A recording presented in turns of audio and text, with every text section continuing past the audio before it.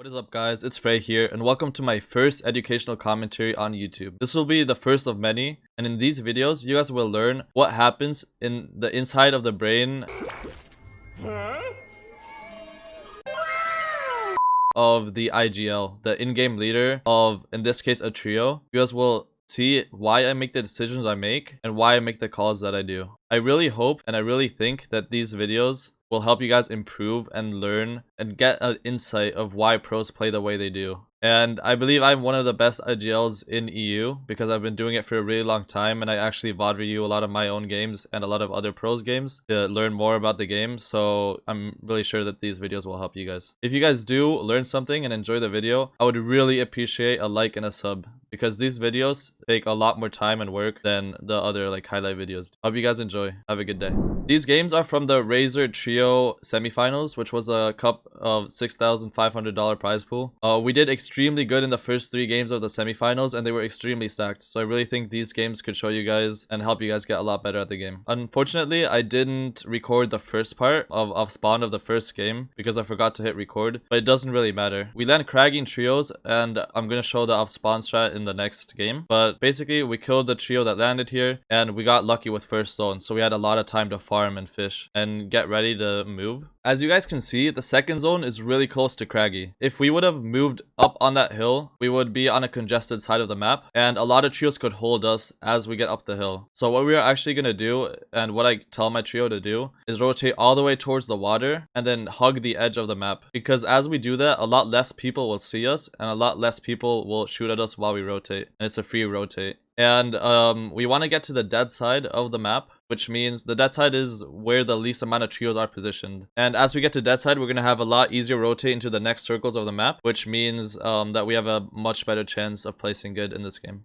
Another reason why we rotate dead side here is because we already got Storm Surge. Because we killed 3 players already, we do not need to worry about getting Storm Surge tags. If we would have needed Storm Surge tags, we probably would have pushed up on the hill to be able to shoot at as many players as we can. But because of us getting the Storm Surge tags off spawn, we could just rotate dead side because we don't need any tags at all. As you guys can see, here we are rotating in the dead side, and we're staying behind a hill, which is covering the field of view of the other players, so they cannot see us rotating at all. Here we are going up dead side, up the ramp on the hill, and as soon as zone pops, you guys will see me open up the map to get an idea of where the zone is, and I start marking the center of the zone.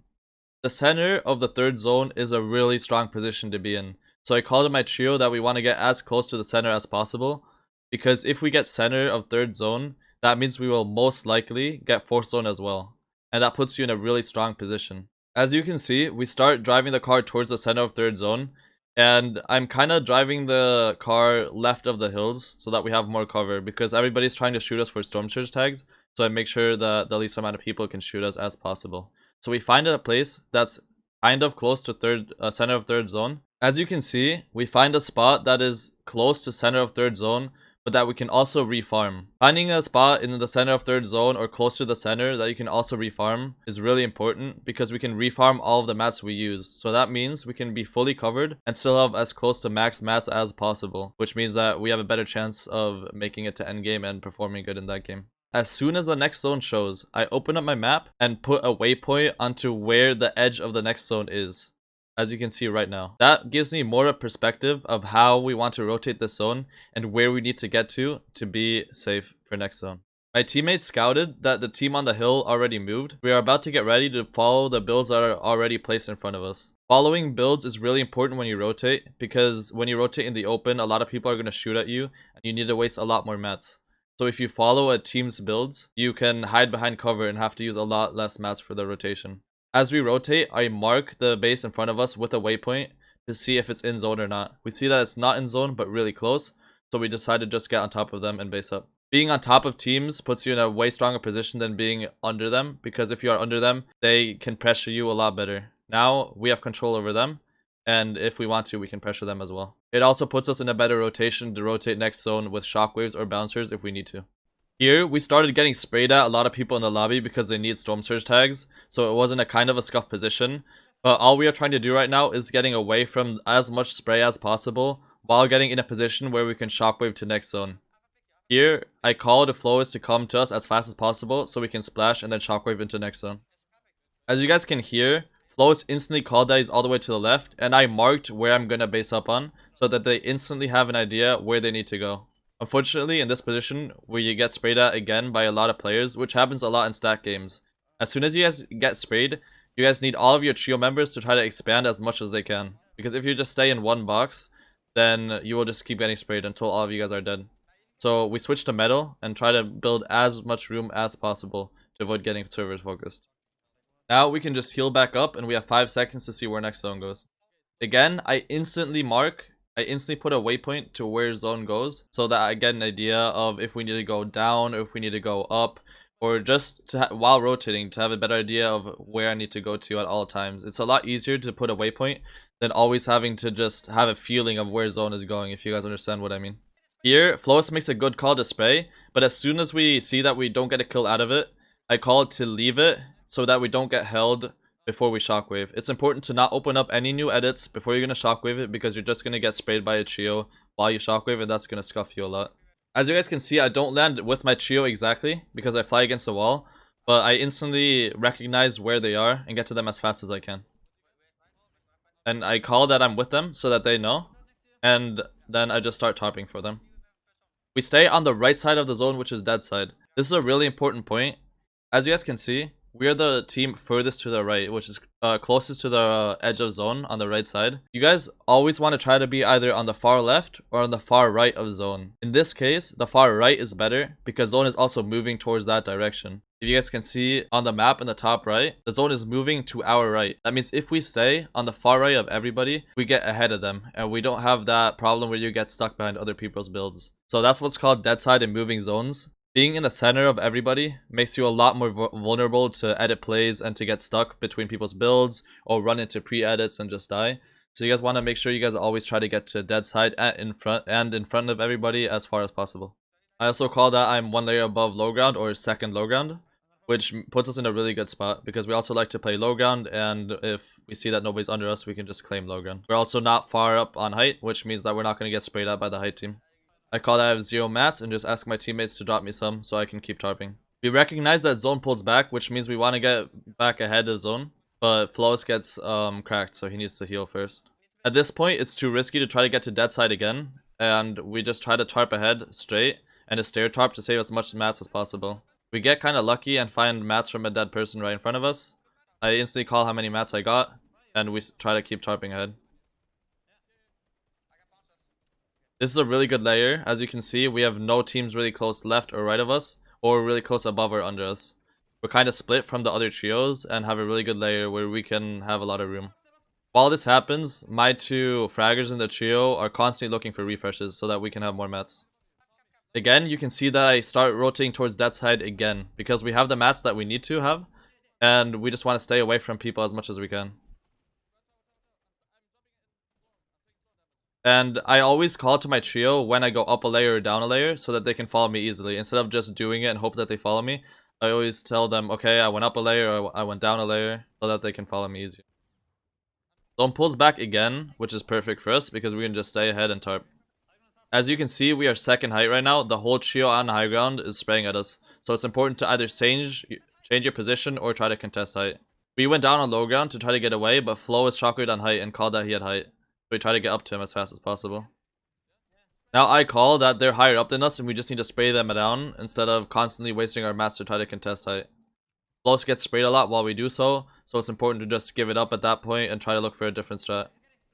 I got the kill, but I have 0 mats, so there's nothing really I can do. I try to survive as long as possible and maybe do some damage to the people on low ground to give Knight a better chance of clutching this game. At this point, I call to Knight that there's 1 duo on low ground and 1 duo on height. It's important to try to give your teammates as much information as possible while they're trying to clutch. Knight is playing around this wall really smart here and making sure that he doesn't take any damage. And after he gets 2 kills, he can just run away because he knows he most likely has more heals as the other player. This game was a really good win, and it really showed how putting yourself in a position close to center third is really advantageous. And also just rotating behind builds, you learned that dead side is really important and that staying in front of zone is one of the most important key things to do in trio games.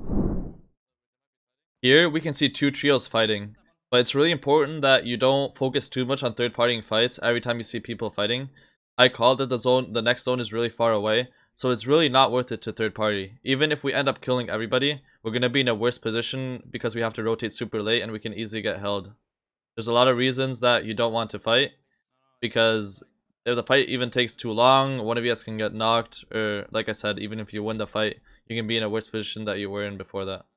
As you guys can see, we get in a position that's close to the center of second zone, and also that's higher up, elevated position on top of a mountain, which gives us a lot easier rotations to wherever the next zone will go. I instantly look at where the third zone will pulls. I open up my map, and as you guys can see, we have a pretty good zone.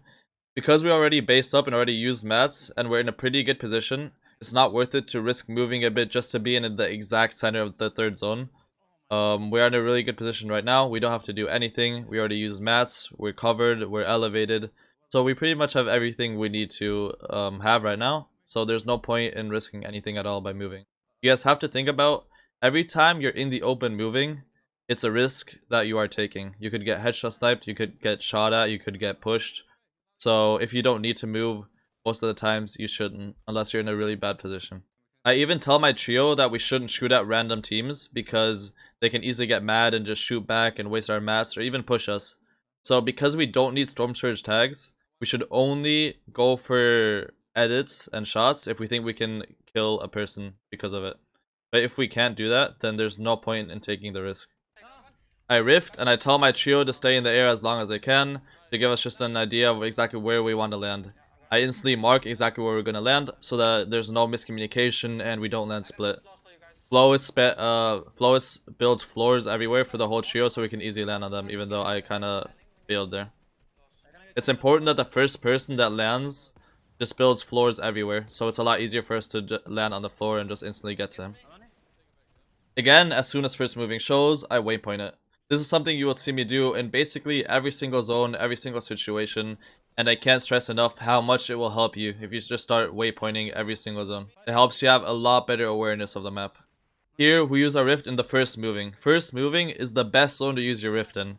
You can stay up in the air, pull your glider, and you save a lot of mats by doing so. You can see when I look down that every trio has to use a lot of mats that is not in the air, and we save an insane amount of mats by just waiting in the air as long as possible and then picking a good position that we want to land at. We already talked about where we're probably going to land when we need to go down, which is on the left side of the map and dead side, because as you can see if I pause it right here, most of the trios are on the right side of the zone. I'm not sure if you can see my cursor, but almost everybody is on the north side of the zone and almost nobody's on the south side. So we want to land somewhere on the south side where we're not surrounded by as many teams and can just tarp safely. I instantly mark exactly where we're going to go and I call it. I call all the way lower gun by the stone so that my team knows where we're going to land. We see that we land on the solo and instantly push him. It's always good to be able to identify if there's a solo or a duo close to you that you can possibly kill easily for a refresh.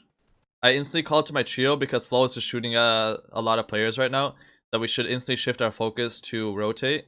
We don't want to wait too long and get caught up behind builds and have a lot harder of a rotation. It's important as an IGL to be able to tell your teammates to shift their focus if they are doing something that they shouldn't be doing in this situation and just taking the lead and tarping ahead. A lot of players just place bouncers or change tarps without communicating that to their teammates, and that makes it a lot harder for them to follow you because they can only have to use their eyes and be right with you to know exactly what you're doing. But if you also communicate it with your teammates, then it gives them a way easier time to follow you. Again, you will see us being ahead of the first zone, or yeah, ahead of the first zone as much as possible. Staying ahead gives you edits on everybody that's behind you. That means if anybody runs past us, it's way easier for us to get a refresh. We can just box them and kill them. And yeah, so basically it's super important to try to stay ahead as much as possible if you have the mats to do so. If you have low mats, then you should probably stay behind and try to kill somebody from behind. It's a lot easier to get kills like that. But because we don't need a refresh in this situation, we have enough mats, we just try to stay ahead as much as possible.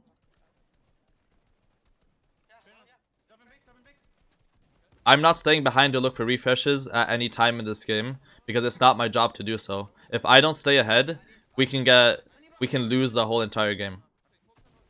I see zone pulls far, and I instantly tell my teammates we need to rotate or we're gonna get stuck behind builds. Here, somehow I have a wall blocking me from above, which puts me in a really scuffed position, and then I just get caught in a box with somebody else. Lucky for me, my trios managed to trade out the kill, and I try to help them as much as I can and leading them to the direction they need to go. I make sure to give them info on the people that I can see. I told them that there's a guy behind them. Make sure that even if you die, you don't complain or anything. You just instantly try to stay calm and communicate and give your trio as much information as they can get. I mark where zone goes and tell my trio that it pulls back. And I'm telling them to stay ahead at this moment because if they wait, they can get in a bad position. So this was also a good game, a 6-kill 6th place. But there's something that we can learn from it, and I also went over with my trio and showed them what they did wrong here. Alright guys, so we got 6th place with like 6 kills in that game, which is good. But you can always learn from games, even the games that you win. Right after this game, I went into replay, and I told my trio what I think they did wrong at the very end. And I'm just going to leave it exactly how I told them. It's important to look back at your games if you know that you made a mistake. Or even if you don't know, just look back at your games with your trio and try to talk about what you could have done better, and you will get better a lot quickly. So like I said, I'm just gonna show the recording of how I explained what they should have done in this certain situation. How it pulls like diagonally to the right. Yeah, probably didn't saw that like exactly. But okay, yeah. well that's important to see. So when you see that zone pulls to the right like that, you need to claim this whole area to the right. Look, now you need to start going to the right, like right now, and look, nobody's to your right yet. So you claim this whole area, so everybody rotating behind you here gets cut off. I think I thought that the zone is going like in my direction where I'm looking. Yeah, well, that's why I think. Yeah, you need to get a bit better at like knowing exactly where zone goes. Yeah, maybe we can start like marking the zone. Maybe. Yeah, I can. No, just no. So, just yeah, no, that's fine. Yeah, and so but yeah, next time you know, like here, yeah, when yeah, zone pulls like that, you just try to claim this way. Yeah, no. Nice. Alright, so you guys can see, I just had a quick discussion, or not really a discussion, but I just told my teammate what I think he should have done better in this situation. He told me that it would help him if I mark the zone, or the direction of the zone where it goes. And it's just important, like, we didn't argue, we didn't, like, have a fight over it. We just quickly went over what, like, mistake went wrong in that game. And now we know what to do in the next game. And it's really important that when you're, especially as the in-game leader, that you don't get mad at people for mistakes, that you just try to explain them in a kind way so that they can improve for next time. And you also have to accept when they give you pointers, you just have to accept it and learn from your mistakes as well. That's a super important thing, which holds back a lot of people from becoming pro level. They think that they don't do anything wrong, or they get mad when their teammates point out their mistakes. As you guys can see, I'm always trying to keep hiding everybody. I mark where everybody is that I can see. And that's a really important thing that not that many trios do in fights, is to try to mark everybody you see and try to give your trio an idea of where everybody is.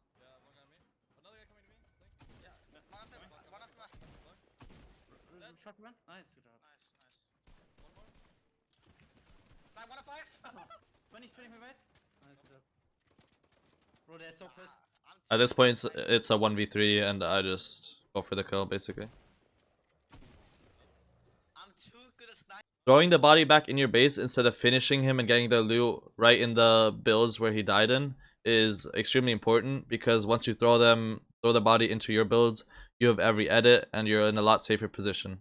A lot of people, when a body falls into their base or they find like loot close to another team, Lois makes a really good call here by spraying the wood above us because he sees a body on top of the builds, and Knight instantly throws the body back into our builds. This is really important, and not enough trios do so, because if we would have just left the body there and finished it there and looted the body where we found it, then we have a trio right next to us, which will just take our wall and go for the loot as well, or just pressure us. And not enough trios do this. We just throw the body into our builds instantly, so we are in a lot of safer position where we can just loot without being pressured by a different team. Here we actually get in a really unlucky situation. As you guys can see, as we are killing him to finish him, he had a gas canister in his inventory, which instantly started lighting on fire and blowing up. This results in us getting lobby sprayed a bit and Flawless dying. Instead of waiting and hoping that we're going to survive this, Knight makes a good call by rifting. And as you can see, as I was rifting, he was holding the walls around me so I don't get sprayed through them. We managed to rift and get in a safe position instead of just dying where we would have just gotten lobby sprayed. We also get in front of first moving and get in a position as close to first moving as possible to have to waste less mats in this situation. Because I have 3 bouncers, we wait until zone pulls further into first moving, and we just bounce her and get in front of zone. If we would have bounced her instantly, obviously we would have just flown into storm and taken storm damage, so we wait and bounce her. Now I'm already basically in zone by only using 2 bouncers instead of tarping the whole zone, which we don't have enough mats to do so anyways.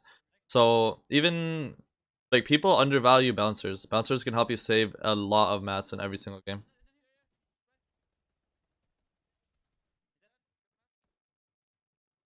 We get a guy sprayed under us and he dies to a different team, but that doesn't really matter. The important thing is that we secure the loot as fast as we can. Zone pulls ahead, so we instantly try to stay ahead as fast as possible. As you guys can see, we are always in the front of the zone. It's important to see here that zone is pulling up on the hill. If we just wait there and don't do anything, everything above us is going to get blocked by teams in front of us. So we would be stuck on low ground under every build and trying to pick us through builds. Every time a zone changes elevation like that, you want to get up early before everybody else does so that you don't get stuck behind builds. I double ramp up, cover our back, and make sure we stay ahead. Once we get ahead on top of the hill, we have a really easy position where we can stay on dead side on the right side of the zone. Here, as we're spraying at a different team, I notice that somebody comes right behind me and just shoots me down to really low HP. I hold the ramp, and instead of going for a play myself or running away, I make sure that Knight gets to me and we kill him together. A lot of people in that situation would have just tried to run away or go for an edit play themselves, but it's important to communicate to your teammate that you need help and try to kill them together so that the chance of one of you dying is way lower. Here, even though I had a ramp edit on them, I have too low HP to go for a play, so the much more important play is just to stay ahead of zone. Knight drops me shield because I need a heal, and I make sure to tell him that he needs to keep tarping while I heal. At all times, even if your teammate gets shot at or even if you have to heal, it's important that one person of the trio, or the duo in this case, always stays ahead. I can't stress this enough. It's probably the most... If you guys remember only one thing of this whole entire video that I did, just remember the importance of staying ahead in zone if you have the mats to do so. Stay ahead. Always think about staying ahead. Don't have all 3 of the people in the trio stay behind and look for refreshes and kills. Don't get too focused on kills if you don't need them. Staying ahead is extremely important in trios, duos, or solos. Here I'm calling to Knight that I am taking bandages and that he needs to tarp ahead while I'm taking them. This was a really scuffed situation because I had really low HP and I just get stuck next to a person that I damage a lot, and I just try to get the refresh because I don't have enough time to turn around and get into zone. Alright guys, I really hope you guys enjoyed this educational commentary and learned a lot about how to place an endgame consistently and how to play in stack games, how to rotate the first zones and the ending zones. I think the most important topics of this educational commentary were staying ahead in endgame, rotating dead side in endgame, and the importance of positioning yourself center in third zone and even in second zone. I think that this video was probably not up to par with a lot of educational commentaries on YouTube right now. It was my first educational commentary, and I didn't write a script or anything. I just kind of did it with the flow. I hope you guys still were able to watch this video and enjoy it, and if you learned something, I would really appreciate it if you guys like and subscribe to my channel. If you guys have any ideas of future educational commentaries I can do and important topics that you guys want to see, make sure to leave a comment down below and I'll be reading those. Hope you guys enjoyed the video and have a nice day.